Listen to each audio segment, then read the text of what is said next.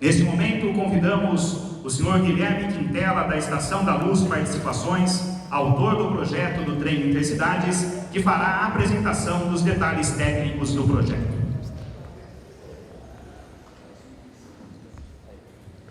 Bom, muito bom dia a todos. Muito obrigado por essa oportunidade de estarmos aqui nessa aprazível cidade, nessa maravilhosa região de São Paulo e do Brasil. Antes de mais nada, eu queria cumprimentar o nosso presidente da Assembleia Legislativa, o Cauê Macris, que tem sido um grande maquinista desse trem Intercidades, junto com o deputado Vanderlei Macris e com o governador Geraldo Alckmin.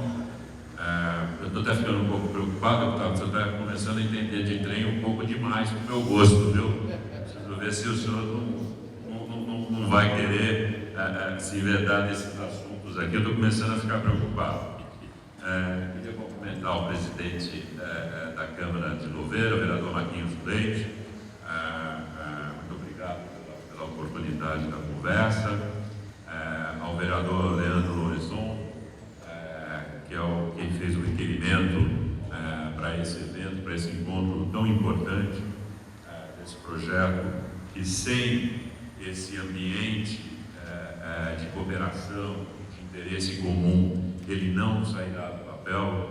O prefeito Jaime tem toda a razão, né? Nós estamos num momento exato, perfeito, não podíamos ter um momento melhor para a implantação desse trem do que nós temos agora. O deputado Saulo, que representa aqui a competente Secretaria de Transporte Metropolitano do Estado de São Paulo, com as suas empresas que são referências não só em São Paulo, mas no Brasil e no mundo, de transporte de passageiros, como o Metrô de São Paulo e a Companhia Paulista de Trens Metropolitanos, a CPTM, além da MTU, Empresa Municipal de Transportes Urbanos, que está aqui representando o Clodovio Pelissoni, o secretário entusiasta e mais do que entusiasta, trabalhador firme, que tem feito o seu papel com brilhantismo no desenvolvimento do trem Intercidades.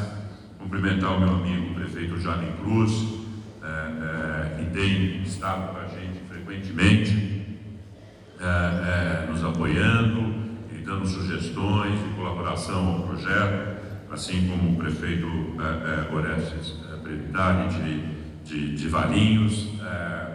Estamos aqui entre amigos, lembrando também aqui da presença do presidente da Câmara Municipal de Vinhedo, Nil Ramos, e o presidente da Câmara de Americana, o Alfredo Ondas. Bom, antes de mais nada, é um prazer enorme estar aqui com os senhores, falando sobre trens, falando sobre ferrovia e falando sobre um projeto importante como o projeto do trem Intercidades.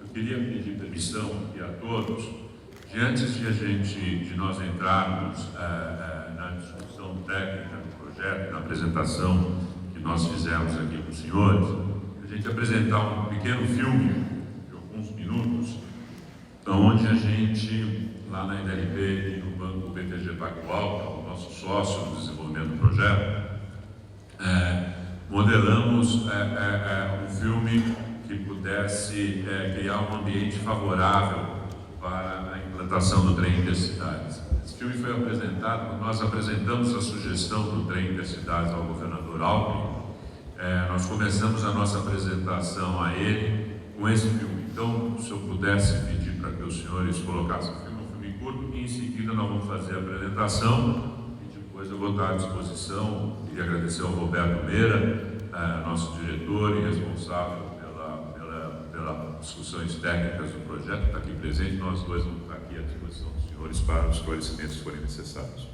Se puder pôr o filme, eu agradeço.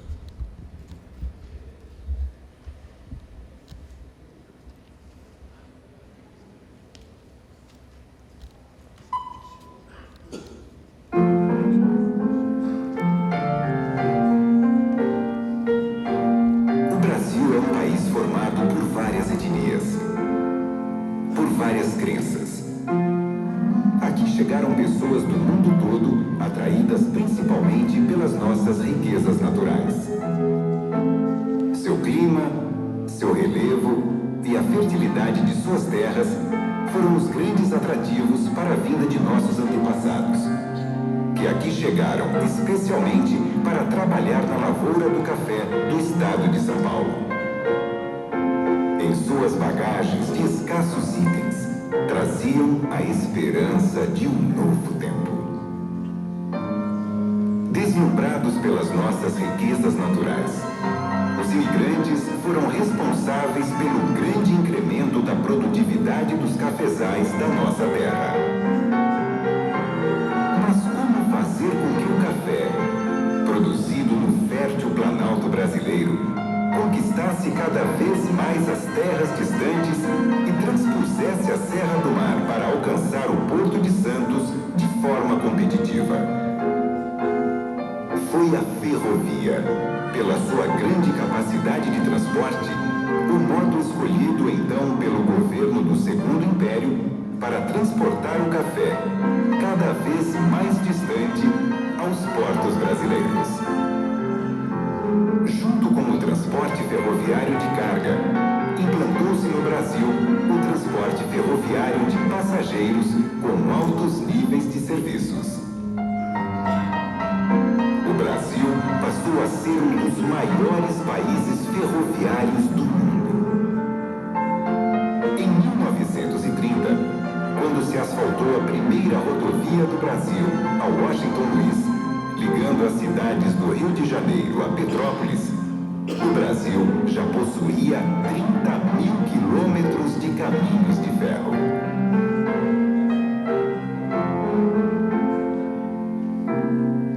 Com a ferrovia, alicerciamos as estruturas que permitiram ao Estado de São Paulo desenvolver a sua industrialização.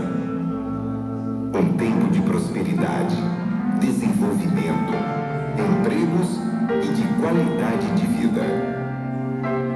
Um tempo de crescimento, onde a ferrovia, por ser um sistema de transporte com hora marcada, fez com que as nossas cidades funcionassem em redes eficientes e complementares.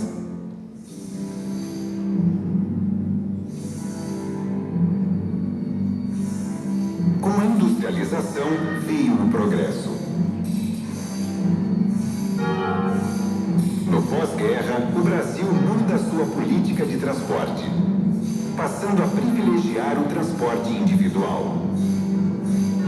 Vivíamos aqui o reflexo do American Way of Life.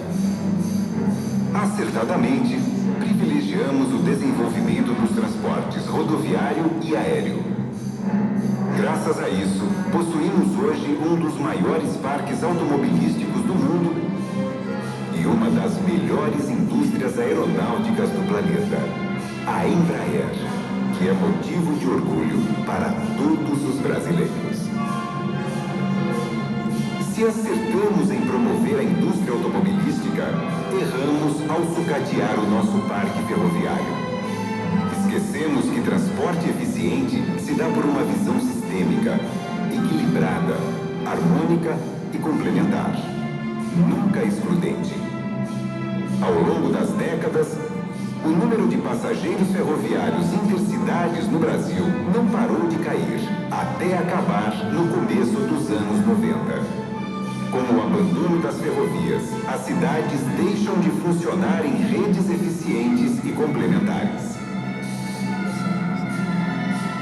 O resultado é o crescimento urbano desordenado que causa um inchaço intolerável dos grandes centros urbanos.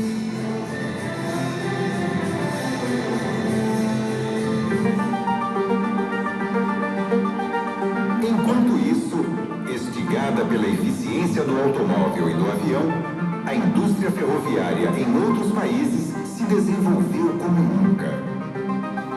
Hoje temos trens de passageiros de alta velocidade que se aproximam dos 500 km por hora.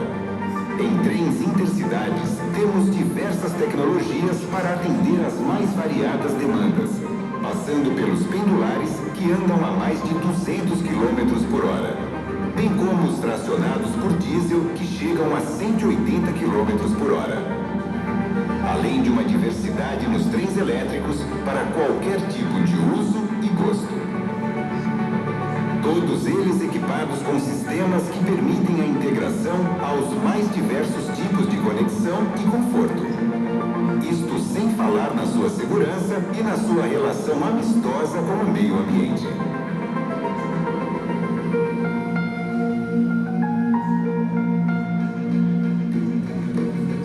São esses trens, com seus carros climatizados, conectados com rede Wi-Fi de alta velocidade, com sistema multimídia, com serviços de bordo, com total segurança, com baixa emissão de gases poluentes, que a uma velocidade de até 160 km por hora permitirão fazer com que as nossas cidades vivam um novo ciclo de desenvolvimento e prosperidade, fortalecendo seu comércio, sua indústria, seus serviços e sua vocação turística. São estes trens que permitirão, através de suas estações modernas, bem planejadas, integradas aos tecidos urbanos de cada cidade, a conexão sistêmica e harmônica com a rede metroviária, com os trens metropolitanos, com o automóvel, com o ônibus, com o avião e alinhados com os serviços complementares do sistema de trens de alta velocidade, inicialmente ligando São Paulo ao Rio de Janeiro e depois a Minas Gerais e ao Paraná. São estes trens que irão formar uma rede com 2 corredores, um norte-sul, ligando Americana e Campinas a Santos, e outro leste-oeste, ligando Sorocaba a São José dos Campos e Pindamonhangaba, conectados por uma estação central na cidade de São Paulo. 4 dos principais eixos de desenvolvimento do estado de São Paulo, interligados de uma forma sistêmica.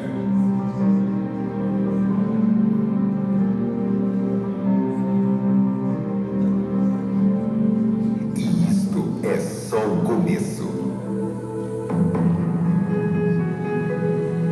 É o brasileiro de São Paulo resgatando, como seus antepassados, a esperança de um novo tempo.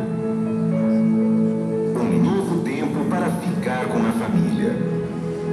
Um novo tempo para o trabalho. Um novo tempo para estudar. Um novo tempo para lazer. Um novo tempo para amar. Um novo tempo que o Brasil precisa e merece. Trens Intercidades, caminhos de um novo tempo.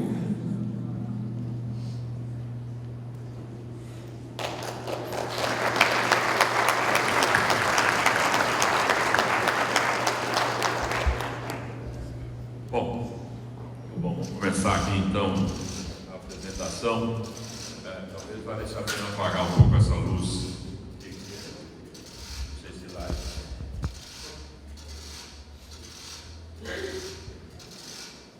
Aí acho que tá bem aí para ver.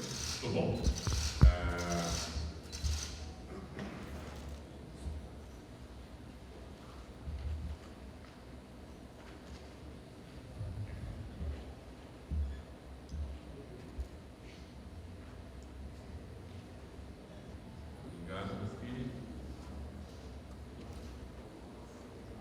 Tá ligado? Cozinha. Tá, talvez ele esteja escondido e tem que levantar um pouco.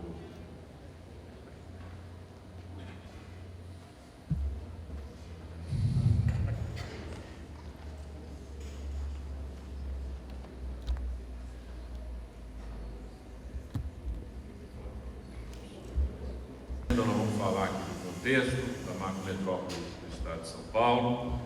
na introdução, a MIB dos trens, como é que nós sugerimos isso ao governo, o projeto especialmente, as faixas de domínio, algo super importante, como o presidente da Assembleia já mencionou aqui, graças a uma intervenção muito firme dele e do deputado Vanderlei Macris. Esse era o grande assunto que emperrou esse trem durante os últimos 2 anos, mas finalmente, com essa reunião com o presidente Temer, esse assunto foi desembaraçado, e falar um pouquinho sobre a atualização do projeto. Primeiro, aqui é importante, talvez não aqui para esse ambiente, mas é sempre importante a gente contextualizar do que nós estamos falando, né? De que região nós estamos falando. Nós estamos falando da região macrometropolitana de São Paulo, que compreende 173 municípios, que tem uma população de 30 milhões de habitantes, 70% da população do estado de São Paulo está nessa região. Essa é uma população do tamanho do Canadá, para vocês terem uma ideia. Tem um PIB de 900 bilhões de reais, 83% do PIB do estado de São Paulo está nessa região. Esse PIB é um PIB de um país como a Suíça, e tem uma área de 50 mil quilômetros quadrados, que representa 20% do estado, mas somente menos de 1% da área territorial brasileira. Ele tem 3 grandes aeroportos, 3 dos 4 maiores aeroportos do país estão nessa região.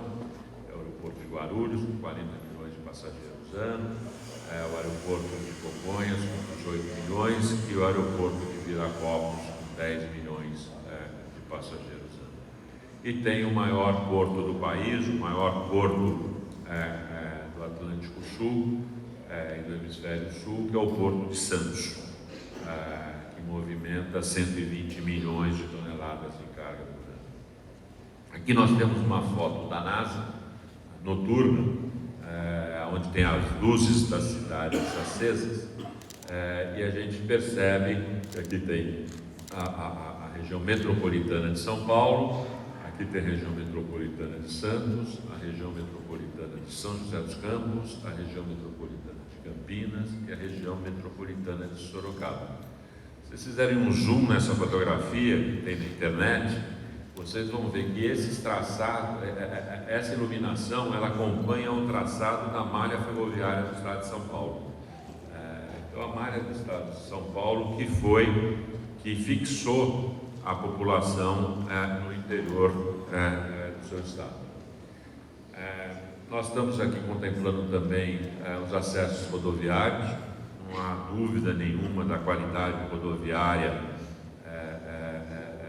das estradas de São Paulo. São Paulo está em condições iguais a de qualquer país desenvolvido do mundo no que diz respeito à sua malha viária e à sua capacidade e à sua qualidade das suas rodovias. Mas é claro que quando a gente vem, por exemplo, que nem hoje eu vim aqui para Louveira, prefeito, a gente vem menos de 50 minutos, fácil, etc. e tal.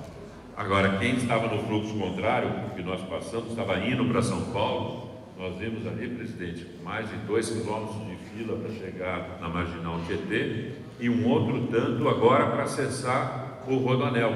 Eu não tinha ainda percebido que também no sentido para entrar no Rodoanel também tem um trânsito na Bandeirantes enorme para acessar a Bandeirantes. E se eu viesse às 5 da tarde, eu não levaria de jeito nenhum 50 minutos entre São Paulo e essa casa aqui. Então, nós temos que pensar nesse fluxo. São Paulo tinha no ano de 2000 10 milhões de veículos licenciados.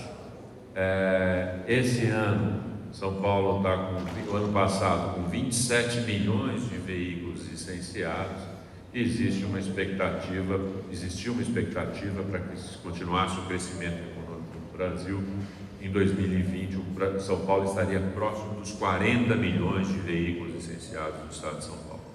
Isso para quem frequenta o estado, quem usa o veículo, o carro é uma coisa muito boa, todos nós que temos condições gostamos de usar o carro, cuidamos do carro, Mas a gente não gosta disso aqui, né? A gente não gosta de ficar parado dentro do carro. Aqui nós temos os fluxos de passageiros das regiões para a cidade de São Paulo, né? Então nós temos atualmente 226 mil passageiros dia sendo transportados para a cidade de São Paulo de automóvel, e quase 200 mil sendo transportados de ônibus e de van, todo o dia, dessas regiões aqui, dessas cidades.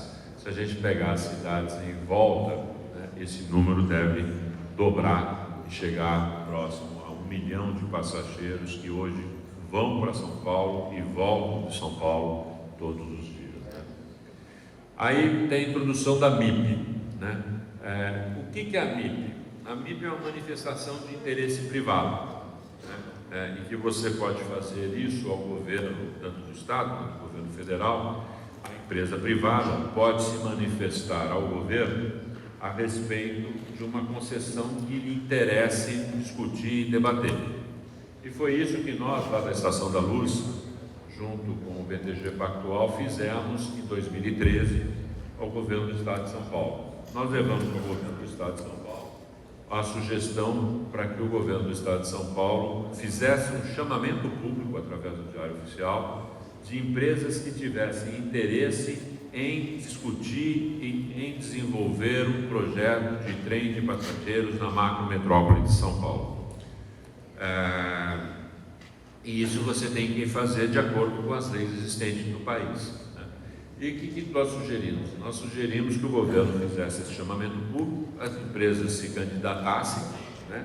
Oficialmente o governo coloca lá quais são as regras para esse chamamento público, as empresas se candidatam, e aí o governo escolhe ou seleciona as empresas, né? Normalmente quase todas as empresas que se candidatam são selecionadas, e elas fazem um estudo, o governo pega o melhor estudo e implanta, ou não, né? Mas normalmente o governo, se ele manifesta interesse, porque ele tem interesse no assunto, o governo de São Paulo tem, ele então já aí lança aquele estudo que foi feito para que ele possa ser licitado e o serviço seja cumprido. Nós, junto com o BTG Pactual, fomos um dos 13 consórcios que apresentaram o projeto, mas só a ideia de fazer o projeto, o interesse, mas só a ETLP e o BTG acabaram efetivamente fazendo o projeto e apresentando ao governo do Estado de São Paulo. Os outros 12 declinaram fazer o estudo. Esse estudo é um estudo caro, né? Você fazer isso, você tem que ter, além do interesse econômico, tem que ter um pouco, como o prefeito Jaime falou, um pouco de paixão. Estou envolvido na área ferroviária há mais de 30 anos. E confesso, encontrei alguns colegas ferroviários aqui, só que ferroviário não tem esse, né? Sempre ferroviário. Era ferroviário, sempre ferroviário. Encontrei alguns colegas ferroviários aqui antigos, aqui mantenho a saudade de alguns.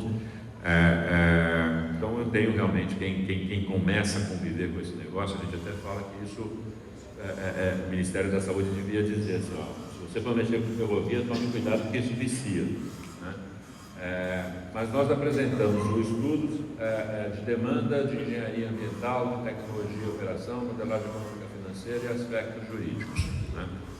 E fizemos então 11.200 entrevistas, traçamos mais de 500 quilômetros de ferrovias, estudamos 24 estações e tínhamos, na época, 50 profissionais dedicados ao assunto e apresentamos ao governo 3.000 páginas de estudo, todos esses estudos realizados. O que foi a motivação do governo do Estado de São Paulo para desenvolver o projeto? Primeiro, beneficiar a população, né? Hoje, felizmente, vivemos uma democracia e esse é o principal mote de discussão, de preocupação do administrador público. Ele tem que fazer alguma coisa que seja boa para a sua população. Segundo, foi dinamização da economia. O terceiro, oferecer um sistema sustentável, ambientalmente sustentável. E o quarto, o reequilíbrio do sistema de transporte. São Paulo hoje tem uma dependência do transporte rodoviário muito perigosa, muito arriscada para a economia do Estado. E as premissas do projeto tinham, então, tornar o projeto financiável atrativo, minimizar os riscos do projeto, senão ele acaba não tendo sucesso, aproveitar os ativos públicos existentes, né? Viabilizar uma rápida implantação e conectar os polos da macrometrópole em menos de 1 hora. E aí, a rede estudada por nós foi uma rede de 477 quilômetros, que envolve 2 linhas, 4 eixos, né? O eixo São Paulo-Americana, o eixo São Paulo-Sorocaba, o eixo São Paulo-Santos e o eixo São Paulo-Pindamonhangaba, que acabou viabilizando, nós paramos ele aqui em Taubaté. E o que é o projeto Trem Intercidades? Nós fizemos primeiro um estudo de demanda, né? Então, esse estudo de demanda contemplava aqui os quatro eixos. O eixo de Campinas, nós tínhamos uma previsão de 68 mil passageiros em 2016, aí ia para 73, 77, até quase 100 mil passageiros em 2045 por dia, né? Isso aqui é uma demanda de passageiros por dia. O trem de Santos, um pouco menos da metade disso, né? O trem de São José dos Campos, com quase 50 mil passageiros dia, e o trem de Sorocaba é o trem que tem a menor demanda, com aproximadamente 1/3 aqui da demanda de Campinas, né? Que tem do eixo de Campinas, esse eixo que nós estamos falando. Aqui nós vemos aqui o carregamento da rede estudada, né? Você vê que esse eixo aqui, São Paulo, Jundiaí, Campinas, Americana, é um eixo que tem uma forte presença aqui da demanda em relação aos outras áreas estudadas. E qual foi para nós, lá na LP, na Estação da Luz, a utilização dos principais ativos? Uma coisa muito importante, eu acho que vale a pena explicar um pouco mais de detalhe, que é o seguinte: nós sustentamos o nosso projeto diferente de empresas que talvez não tenham um objetivo puro só na ferrovia, mas que pretendem fazer obra, o que é legítimo, não estou aqui tirando a legitimidade das empresas de construção, nada, mas nós cravamos o nosso interesse em criar um projeto em que usasse as faixas de domínio existente. O que é a faixa de domínio ferroviária? É aquela faixa que existe, como existe faixa de domínio de rodovia, etc. É aquela faixa que pertence ao governo, né? Que você tem uma área que vem daqui até aqui. Isso aqui é a faixa de domínio. Isso aqui é a região da Lapa, ali na entrada da cidade de São Paulo. Você olha aqui, é uma faixa que tem 1, 2, 3, 4, 5, 6, 7, 8 linhas, mas dá para pôr 12 linhas. E qual foi a outra premissa importante nossa? A outra premissa foi utilizar todas as estações que poderiam ser reutilizadas, né? O trem de alta velocidade, um projeto importante para o Brasil, ligando a cidade de Rio de Janeiro a São Paulo. O Brasil, quando tiver condições de voltar a pensar nesse assunto, devia pensar com seriedade, num trecho longo, como o presidente mencionou. Ele tem uma característica que, ele passando por Campinas, que era a ideia do governo federal, ele ia fazer, por exemplo, a estação de Jundiaí, que os senhores conhecem bem, onde é o aeroporto de Jundiaí, né? Nada contra, mas não sei se a cidade de Jundiaí está preparada para que tenha uma estação onde é o aeroporto. Você vai ter fluxo de passageiro. Se o plano diretor da cidade contemplou que a região de desenvolvimento do município de Jundiaí vai ser ali na região do aeroporto, na Marechal Rondon com a Bandeirantes. Nós não, nós pegamos todas as estações existentes e revitalizamos as estações. Porque em muitas cidades a estação foi o marco de constituição da cidade, daquele povoado que depois virou a cidade. Então, as estações estão no centro de cada uma das cidades. Nós usamos a bitola de 1,60 m, nós usamos uma velocidade máxima de 160 km/h. eliminamos toda a passagem em nível existente. Isso é uma coisa importante para os municípios da região que convivem com a passagem em nível.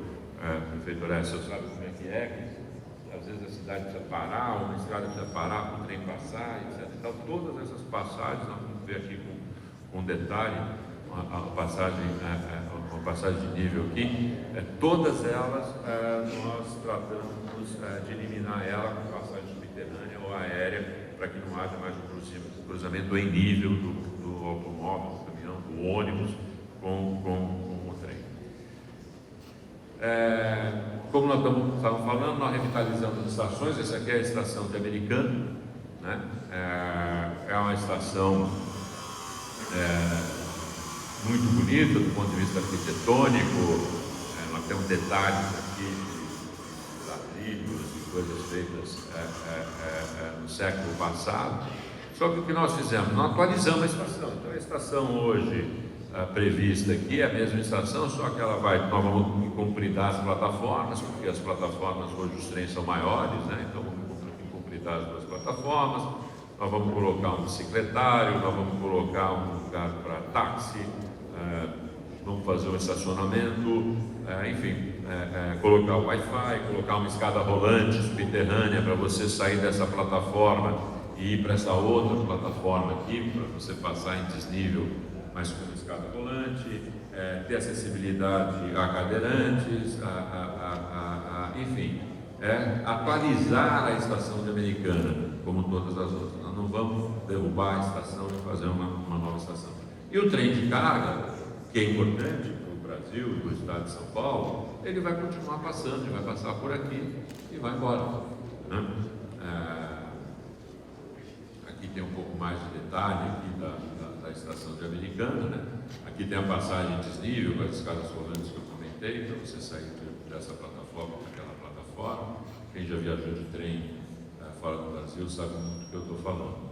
Aqui é a estação de Nova Odessa, também com o mesmo perfil, o trem de carga passando fora da estação, os trens de passageiros vão ficar dentro da plataforma existente. Nós vamos incumpridar também as plataformas de Nova Odessa, para que possa atender com qualidade os trens. Aqui um pouco mais de detalhe na estação, também com as suas escadas rolantes, sua passagem aqui de baixo de uma plataforma para outra. Estação de Sumaré, né? Mesma coisa. Está aqui mais escuro é a estação atual, aqui é a nova extensão da nova plataforma. Aqui é uma plataforma nova que não existe, que vai ser feita. Aqui é a estação de Campinas. A estação de Campinas, como os senhores sabem, é uma estação importantíssima, ligou a cidade ao resto do Brasil. Campinas é hoje principal, e já hoje, há muitos anos, há décadas, vamos falar certo, é o maior entroncamento ferroviário do Brasil, né? É um lugar importantíssimo ferroviário. Essa estação foi inaugurada pelo presidente em 1872, né? É um marco histórico da arquitetura do Brasil, né? E a ideia é associar então a estação, né, uma nova estação, onde você possa ter uma conexão aqui com o terminal multimodal, porque o trem vai fazer isso também, né? O camarada que vai para Mogi-mirim, ele vem de ônibus até Campinas, aqui ele pega o trem e vai para São Paulo, né? E vice-versa. Então tem que ter essa integração que é muito importante. Aqui mais detalhes aqui da estação de Campinas, com a ligação com o terminal multimodal. Mais detalhes ainda, uma estação maior, né? Mais modernizada, para que você possa ter uma conexão mais rápida com a estação atual. Aqui nós estamos na estação de Valinhos, prefeito. É claro que tudo isso precisa depois ser detalhado e discutido com cada uma das prefeituras. Isso foi sugestão que nós fizemos para o governo do Estado de São Paulo, que é o princípio da utilização da estação, mas é claro que isso depois precisa ser discutido intensamente, né, presidente, com um plano diretor e com um programa de cada uma das cidades, né? Mas aqui Valinhos também a ideia é revitalizar a estação existente, aumentando as plataformas, criando um pátio de estacionamento, talvez tenha mais detalhes aqui, também a passagem de um lado para o outro, de uma plataforma para outra, bicicletário, ponto de táxi, bicicletário aqui, ponto de táxi, enfim. E a utilização da estação lá construída em 1800 e pouco também, né?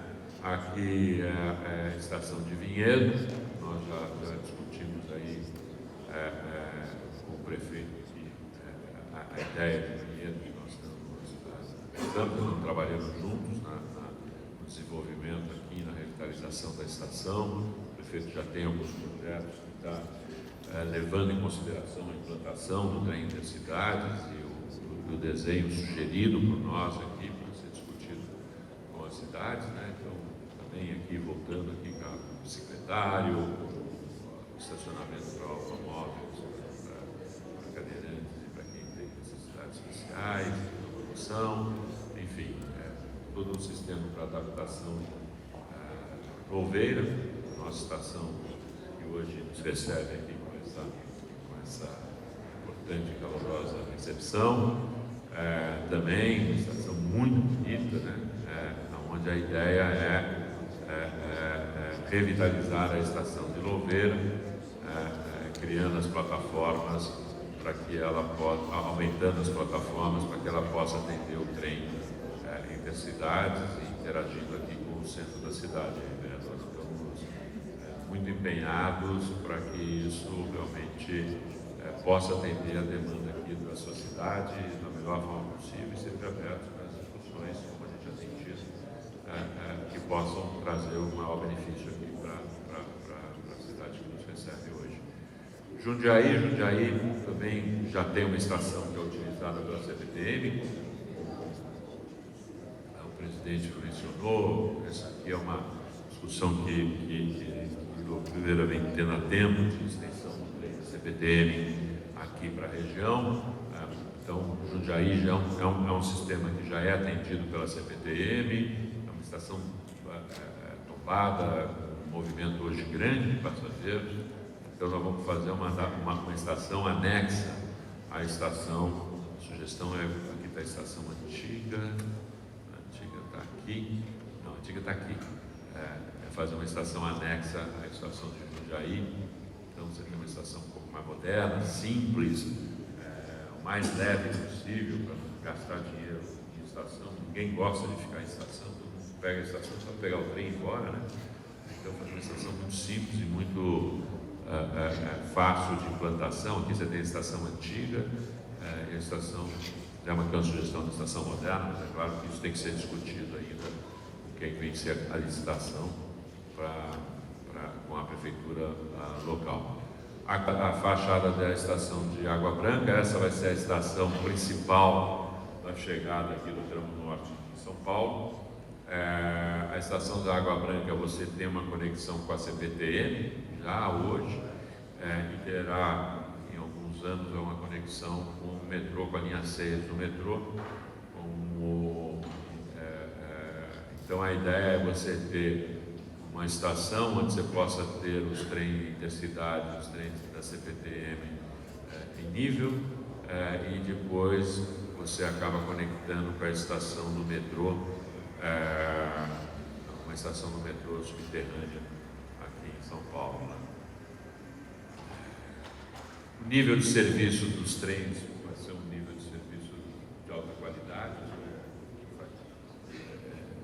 necessário para que você consiga atrair passageiro, né? Nenhum passageiro vai de pé no trem, todos têm que ir sentados, você compra seu lugar, seu assento, sua cadeira, você senta nela e vai nela. Esse aqui é o modelo dos trens intercidades que tem no mundo, né? Tem até trens que tem double deck, que você pode ter duas plataformas, uma embaixo e uma em cima, né? Isso vai aumentando a demanda. Isso que é importante, é que você tem hoje uma tecnologia ferroviária no mundo que atende completamente as demandas que a gente possa ter aqui no trem intercidades, né? Pensamos num trem pendular. O que é o trem pendular? O trem pendular é o seguinte: quando nós começamos a discutir o projeto, quem queria combater o projeto, fazer um projeto de uma linha nova, segregada, do zero, de São Paulo até Americana, até Campinas, falava o seguinte: não, isso aí não funciona porque é muito sinuosa a ferrovia que foi feita lá em 1860 pelo Barão de Mauá, então você não vai conseguir colocar um trem nessa velocidade de 160 km por hora, porque vai ser muito desconfortável para os passageiros ficarem dentro do trem. Se é sinuosa, você vai acabar ficando dentro do trem, chacoalhando. Nós fizemos um estudo onde nós levamos em consideração o trem pendular. O que é o trem pendular? O trem pendular é um trem que ele tem um sistema aqui de compensação. Ele funciona exatamente como funciona o avião.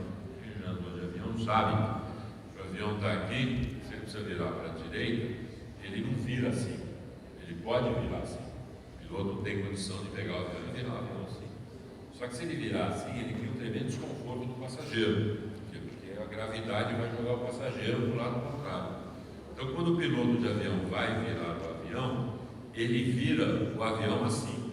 E aí o centro de gravidade, em vez de ser lateral, de jogar para baixo, para o lado oposto da curva, o centro de gravidade vai ser para baixo, né? Então, você pode estar com um copo d'água dentro do avião, ele faz uma curva, o centro de gravidade é para baixo, na lateral, o copo não sai voando e bate na parede. E o trem pendular é a mesma coisa, ele tem um sistema que faz a mesma coisa. Para regiões sinuosas, você tem um trem que você possa, com esse sistema de pistões, você possa compensar as curvas, e você dentro do trem não percebe que você está fazendo uma curva, você está fazendo como se estivesse reto, né? Pode ter o copo d'água na mesa, que não vai sair o copo d'água pulando para frente para lado nenhum, ninguém à sua volta.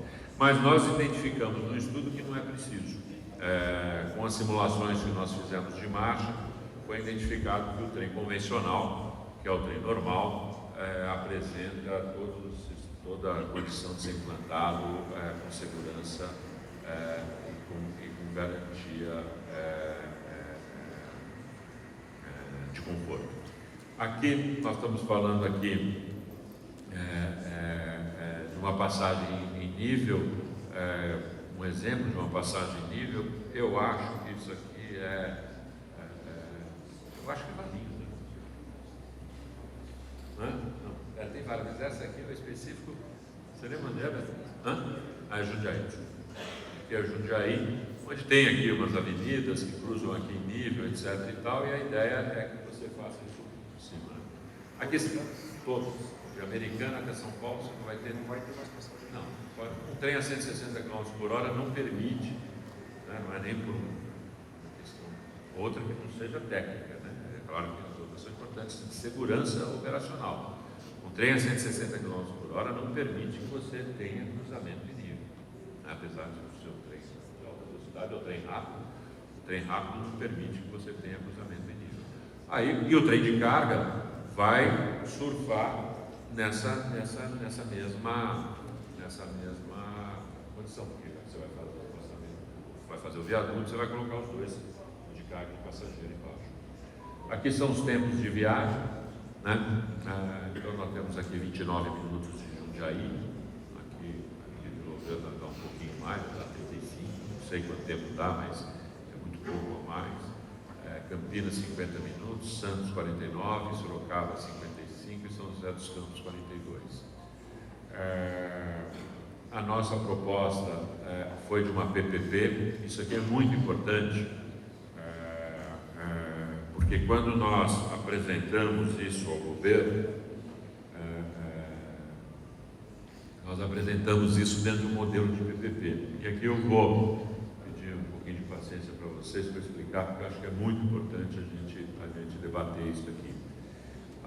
Existem, você pode fazer esse trem de 3 formas, né? Você pode fazer um trem de serviço público, pega uma empresa do governo e o governo investe no trem e o governo opera o trem, né? Então é uma coisa que é factível de ser feita, né? Poderia ser feito, por exemplo, pela CPTM, né? Esse serviço, não teria problema nenhum, a CPTM tem competência para desenvolver isso. Você pode fazer isso numa concessão privada pura. O que é concessão pura? A concessão pura é o seguinte: você entrega tudo para a iniciativa privada, numa licitação, e a iniciativa privada faz tudo, né? Ela se responsabiliza pelo todo investimento. Ou você pode fazer através de uma PPP. O que é uma PPP? Uma PPP é uma parceria público-privada. A parceria público-privada é uma lei federal, né, regulamentada pelos estados, mas pela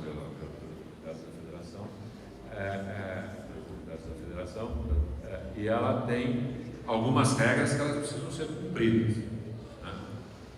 Então, para você fazer o melhor trem possível nesse sistema que nós sugerimos, apesar de a gente estar utilizando muito a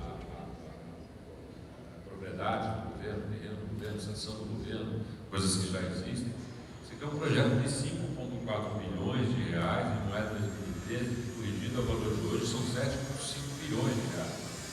É um valor altíssimo. E para ele ficar viável, ele tinha que ter uma contrapartida, um aporte do governo do Estado de 1,8. Então, na verdade, quando você pega o 5,4, 3,6 bilhões seria colocado pela iniciativa privada e 1,8 bilhão seria colocado pelo governo do Estado. E isso é uma regra da PPP. Aqui não poderia ter metade. A lei da PPP estipula que o máximo que se tenha de aporte público tem limitações, e ele está em 30%.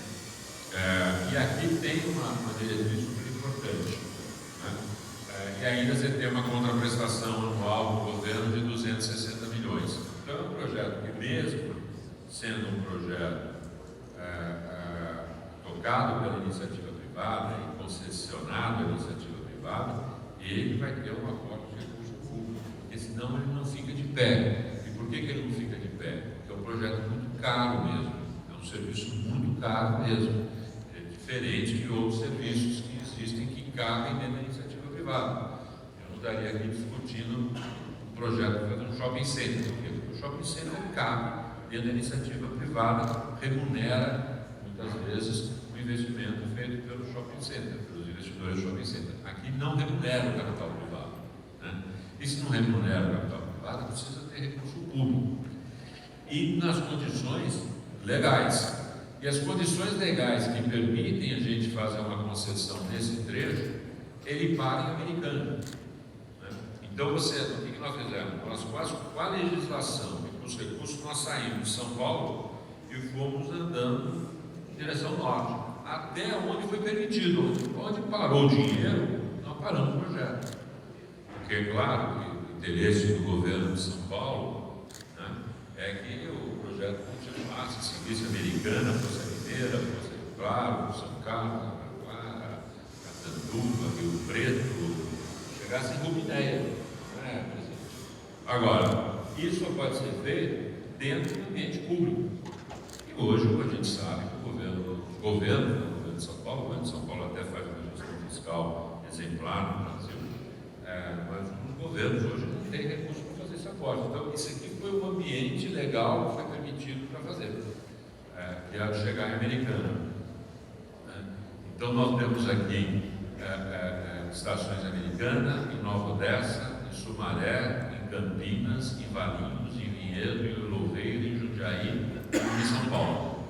Nós não temos estação em Hortolândia, porque o trem não passa, ele passa dentro do município de Hortolândia, mas ele não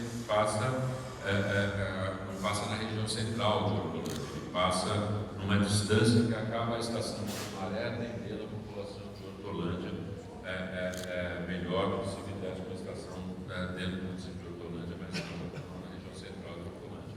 O Nova Odessa também é uma solução bastante factível para atender os passageiros da região.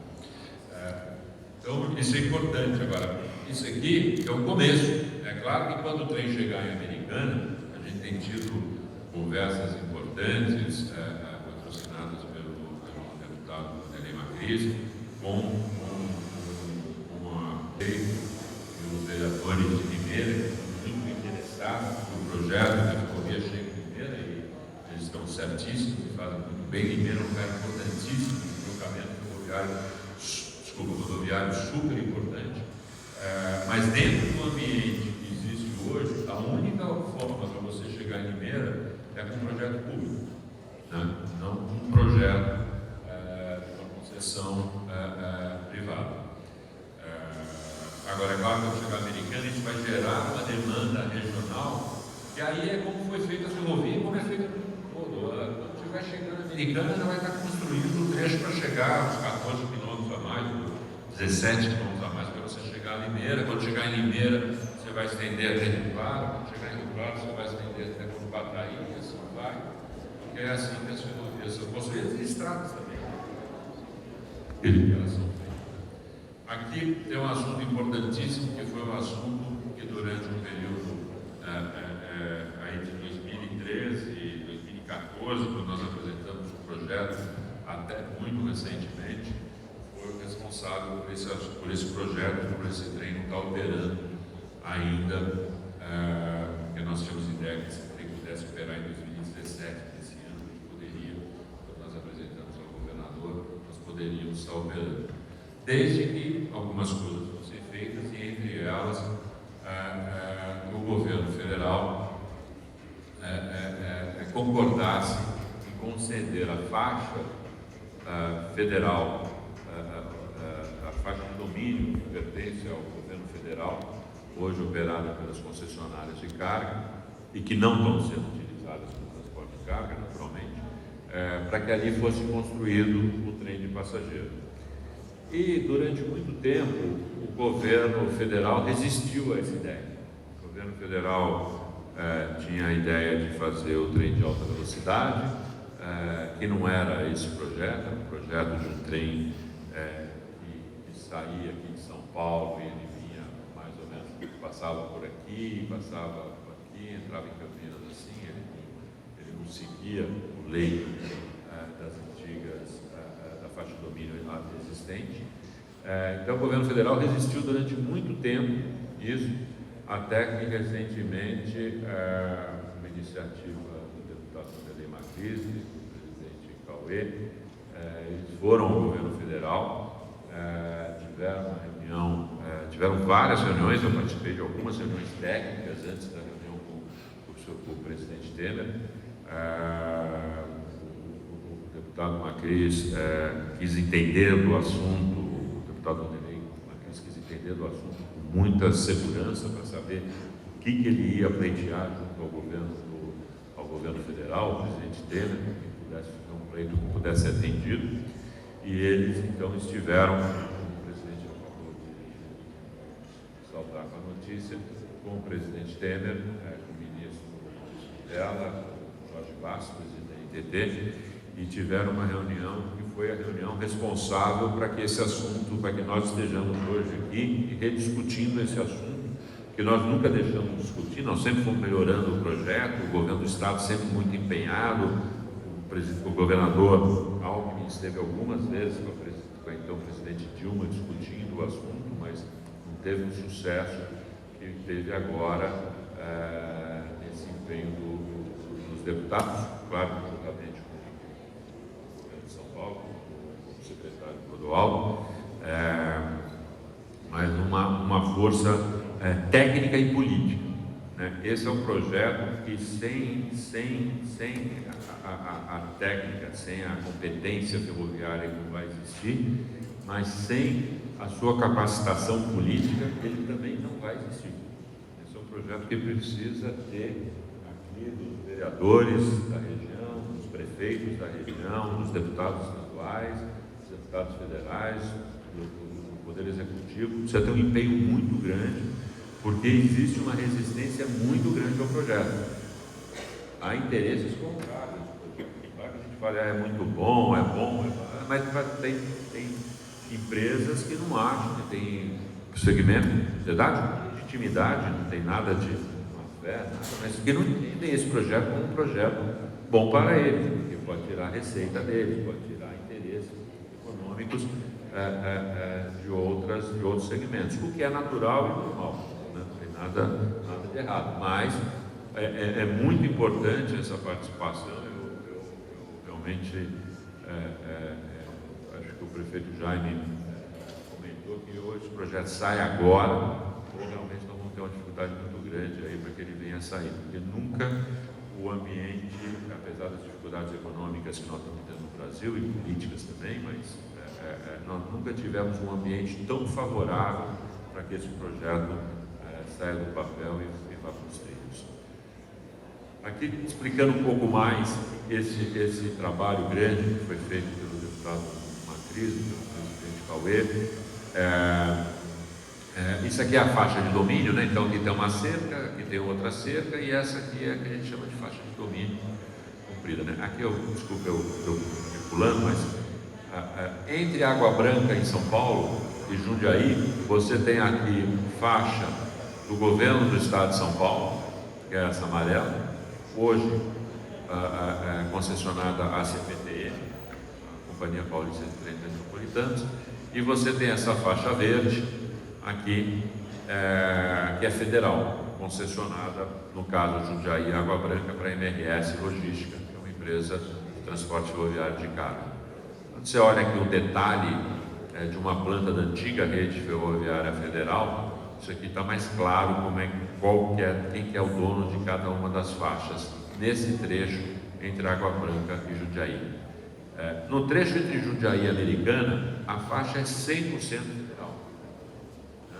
Então aqui ainda tinha uma possibilidade, mas essa faixa aqui não é suficiente para você implantar o trem intercidades, a CPTM, na faixa só do governo do estado. Você precisaria acomodar melhor essas faixas, né? Agora, a partir de Jundiaí até Americana, sem autorização do governo federal, não pode fazer nada. Aqui, entrando um pouco em detalhe, essa faixa, o trecho entre Jundiaí e São Paulo, que é o trecho mais crítico mesmo entre Perus e Jundiaí, é assim que funciona. Você tem a faixa de domínio. Dentro da faixa de domínio você tem duas linhas, essas duas linhas são eletrificadas, né? E aqui nessas duas linhas aqui, você compartilha o uso da CPTM e do MRS. O MRS ocupa a capacidade noturna quando o trem da CPTM não está em circulação. Qual é o desafio do projeto? É na mesma faixa de domínio, é você implantar um trem segregado para a CPTM, um trem segregado para o trem intercidades, os dois eletrificados, e um trem, e duplicar a linha de carga, para você conseguir também aumentar a capacidade de transporte de carga. Então, o grande desafio de engenharia foi como é que nessa faixa você coloca essas, que hoje é ocupada por duas linhas, você coloca 6 linhas. A gente, do ponto de vista técnico, desde 2013 a gente sabe que isso é possível e que não teria dificuldade nenhuma. Alguns trechos você vai ter que fazer um muro de retenção, vai ter que fazer algumas coisas, mas não tem nada que seja inviável para você fazer o trem do ponto de vista técnico. Agora, do ponto de vista político, nós perdemos 2 anos do projeto. A atualização, o governo do estado pediu no final de 2016, quando começou essa articulação para que a bancada de São Paulo, especialmente o deputado Macris, começasse a fazer uma pressão no governo federal, né? O governo de São Paulo então pediu para que a gente atualizasse os estudos. Nós estamos acabando a reatualização dos estudos, e ele pediu para que a gente contemplasse aqui a linha 7 da CPTM. Então, essa operação que hoje é feita pelo Trem Intercidades e pela CPTM, que no nosso estudo eram segregados, nós vamos fazer uma operação só. A ideia do governo do Estado, acho que o Saulo depois pode detalhar um pouco mais, mas a ideia é que isso seja uma operação só. Você possa usar as linhas, às vezes em vez de ter 4 linhas aqui, você pode ter 3, em vez de ter 2 redes aéreas elétricas, você pode ter uma só. E isso pode diminuir o tamanho do investimento e, portanto, uma contrapartida menor e um aporte menor do governo do Estado.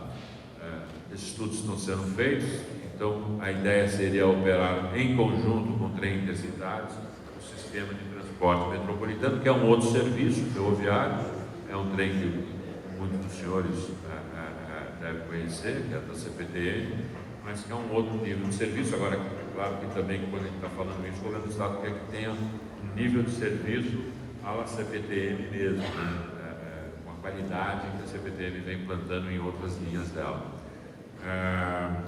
Bom, essa aqui é a apresentação que eu gostaria de fazer.